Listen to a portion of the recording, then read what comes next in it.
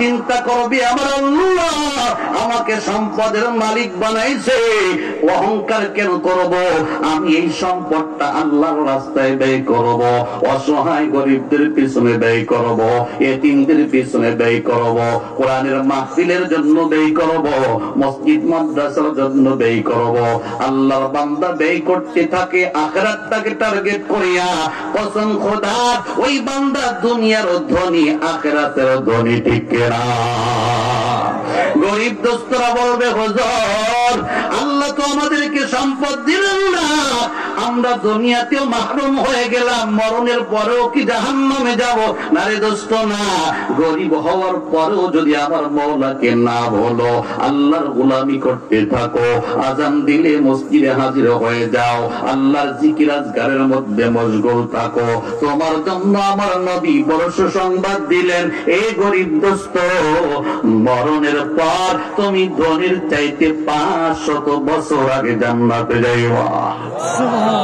আওয়াজ দিয়ে বলেন না সুবহানাল্লাহ, সুবহানাল্লাহ। কাজী সম্পদ দেওয়ার মালিক আমার আল্লাহ। আল্লাহ পাক বলে, বান্দা নামাজ কালাম বাদ দিয়ে তুমি যতই দুনিয়ার পেছনে দৌড়াও, আমি আল্লাহ যেটা বাজেট করছি একটু বেশি পাইবা না। কাজেই তুমি নামাজ কালাম বাদ দিয়ে দুনিয়ার পিছনে দৌড়াও না, আগে নামাজ আখিরাতটাকে ঠিক রাখো, তারপরে দুনিয়াদারি করো। তুমি দুনিয়াতেও শান্তি পাইবা, মরণের পরেও শান্তি পাইবা। যে সমস্ত বান্দারা জীবনের মূল টার্গেটটা ঠিক করছে, তাদের জীবনের দিকে তাকান, মরণ পর্যন্ত নামাজ কাজা হয় না। সুবহানাল্লাহ বলেন না, সুবহানাল্লাহ।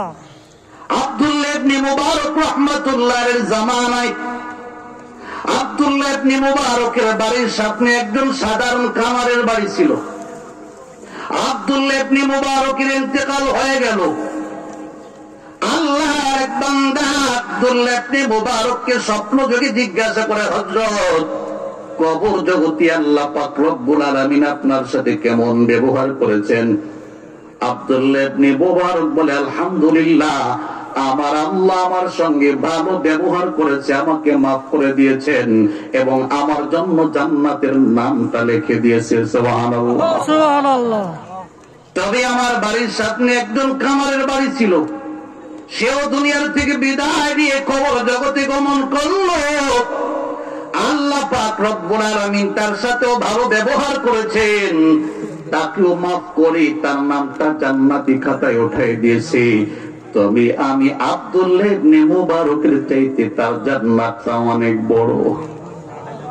সুবহানাল্লাহ বলেন না, সুবহানাল্লাহ। আল্লামা জুলফিকার নকশবন্দি দামাত বারাকাতুহুম আলিয়া খুতবাতে জুলফিকারের মধ্যে রাখে, আব্দুল্লাহ ইবনে মুবারক রাহমাতুল্লাহ আলাইহি বলে, হে আল্লাহর বান্দা, শুনে নাও, যদিও সে একজন কামার, আমার আল্লাহ